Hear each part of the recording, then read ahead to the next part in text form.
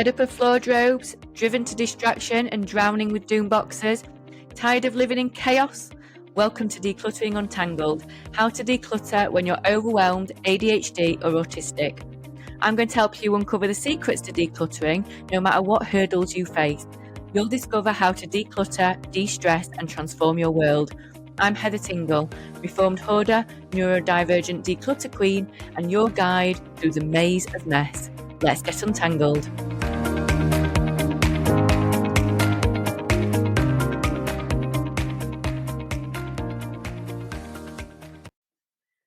Hello Untanglers, and welcome to another episode of Decluttering Untangled with me, your host, Heather Tingle.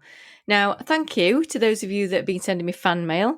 Unfortunately, the app is only one way. It doesn't let me reply back. But thank you to two Untanglers in particular that messaged about the Tupperware episode.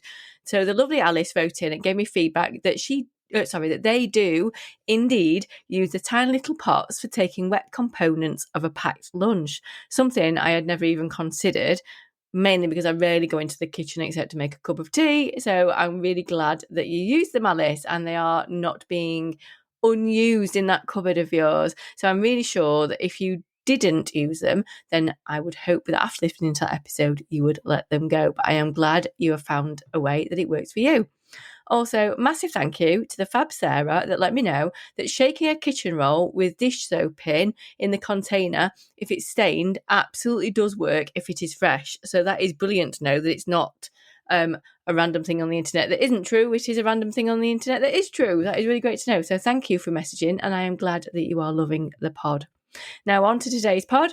Today, I want to talk to you a little bit about exit plans.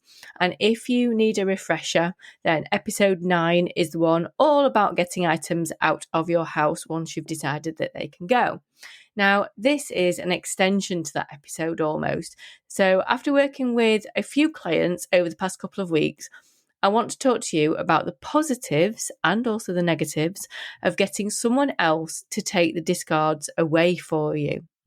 Now, when I work with a client one-to-one in-house, one of the bonuses of using me is that I can take away a massive car full load of stuff for you and find the right exit plans for you. So I make sure I take things to different charities to make sure that the right charity gets the right stuff, and even includes things like washing the items for you if they need it before taking them to charity.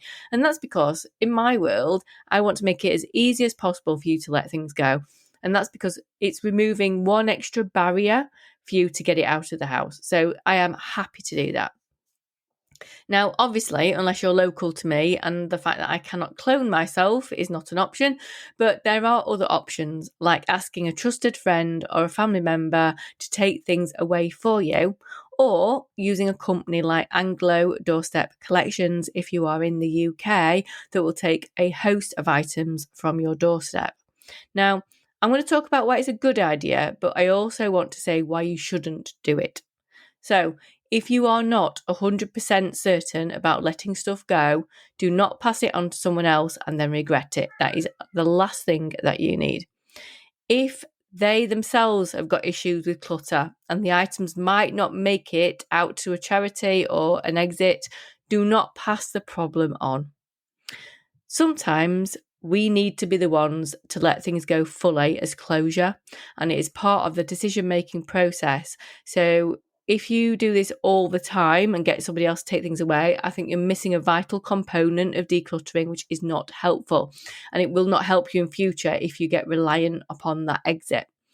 But if you're using it to feel less feelings, then that is another way that you should definitely not do it.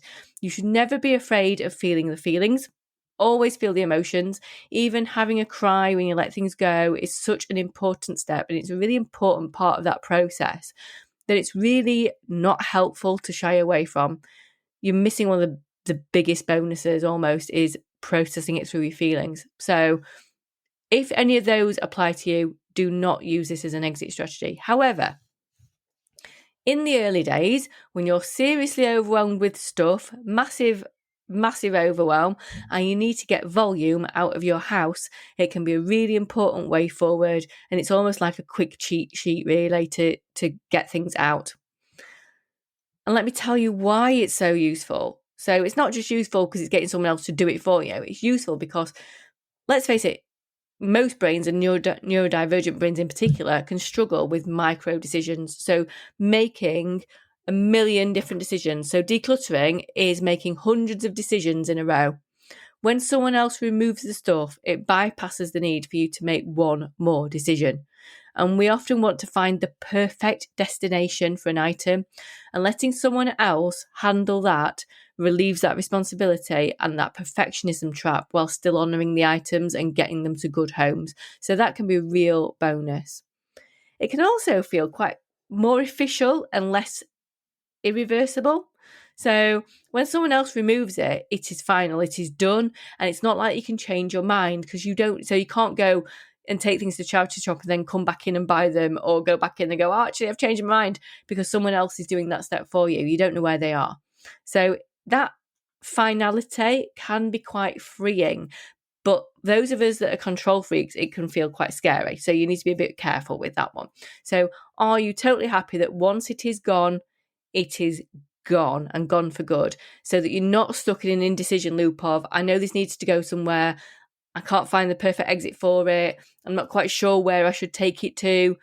Then leave that to somebody else to decide if you are happy to do that. Having someone take the stuff can really create a really powerful momentum. So the items are gone and you have made progress, and you can feel it straight away. It can shift your identity from I am stuck to I'm someone who gets things done with help. And that is a really positive thing to feel. It also means that you've got more time and energy to devote to decluttering whilst they are sorting out the exit plan for you. And a really important one, which we definitely should not overlook, is it can reduce the sensory overload for you. So it removes that overwhelm. So you don't have to see a massive pile all laid out. You don't have to touch the textures again, or smell the old clothes or the old papers. You know, that musty smell that sometimes things can get. You do not have to then deal with it. It is passed on to someone else. This can really reduce your overwhelm and help you to stay regulated if you're not faced with that for much longer. So if you are struggling with letting items go, it really might be an idea to see if you've got anyone that can help you do that final bit of the declutter process, just for a little bit, and see if it helps you. So that's hopefully giving you something to think about. Until next time, be kind to yourself. Remember, you are not alone, and keep untangling. Thanks for joining me for today's episode of Decluttering Untangled. If you found anything that I've said today helpful, please do me a favour, hit that subscribe button or leave me a review. It's like receiving a virtual high five that keeps me going and lets me know that I'm helping real people out there and I'm making a difference.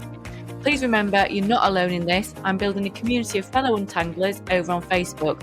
Just visit the show notes for the link to my free decluttering community. So until next time, remember, you're not alone, you're not lazy, you can untangle your life.